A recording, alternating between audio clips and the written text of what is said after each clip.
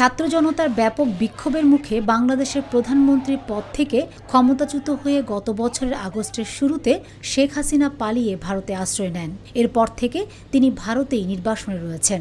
নাটকীয় এই পট পরিবর্তনের পর একে একে বের হয়ে আসছে সাবেক স্বৈরাচারী সরকারের গুম, বিচার বহির্ভূত হত্যাকাণ্ড সহ মানবাধিকার লঙ্ঘনের ভয়াবহ নানা চিত্র। শেখ হাসিনার ক্ষমতাচ্যুতি ও দেশ ছেড়ে পলায়নের পর তার পরিবারের সদস্যসহ অনেকের বিরুদ্ধেই নানা অভিযোগ বের হয়ে আসছে এবং দুর্নীতি বিরোধী তদন্ত চলছে। মূলত হাসিনার সরকার প্রধান থাকাকালীন জোরপূর্বক গুমের ঘটনা তদারকি করার পাশাপাশি গত বছরের জুলাই ও আগস্টে বিক্ষোভকারীদের উপর গণহত্যা চালানোর জন্য অভিযুক্ত হয়েছেন। বুধবার ৫ মার্চ এক প্রতিবেদনে এই তথ্য জানিয়েছে ব্রিটিশ সংবাদ মাধ্যম স্কাই নিউজ।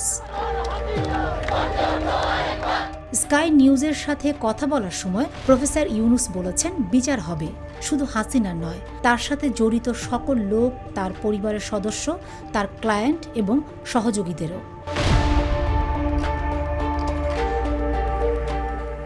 প্রফেসর ইউনুস সম্প্রতি হাউস অফ মিরর্স বা আয়নাঘর নামে পরিচিত একটি কুখ্যাত গোপন কারাগার পরিদর্শন করে হতবাক হয়েছেন। অমানবিকতার এক বিরল দৃষ্টান্ত হয়ে থাকবে হাসিনার আয়নাঘর। এসব গোপন কেন্দ্রে হাসিনার রাজনৈতিক প্রতিপক্ষদের জিজ্ঞাসাবাদ করা হতো, নির্যাতনও করা হতো এবং কয়েকজনকে হত্যাও করা হয়েছিল। আর এই সবই করা হয়েছিল সন্ত্রাসের বিরুদ্ধে যুদ্ধের ব্যানারে।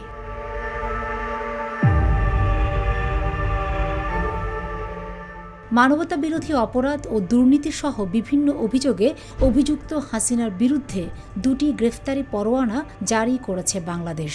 অধ্যাপক ইউনুস বলেছেন, হাসিনাকে ফেরত চেয়ে তারা আনুষ্ঠানিক চিঠি পাঠিয়েছেন, কিন্তু নয়াদিল্লি থেকে এখনও কোনো আনুষ্ঠানিক প্রতিক্রিয়া পাওয়া যায়নি।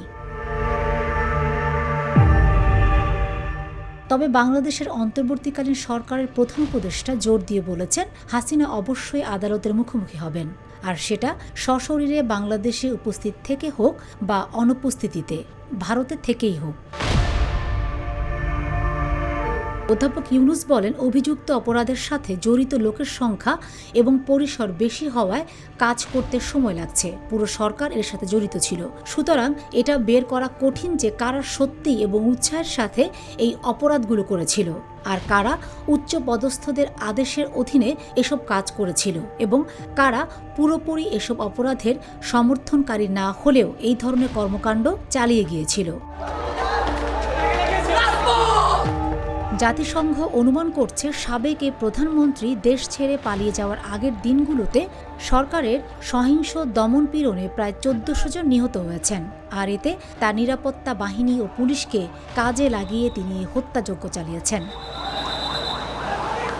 Fatema Shilu, GTV news.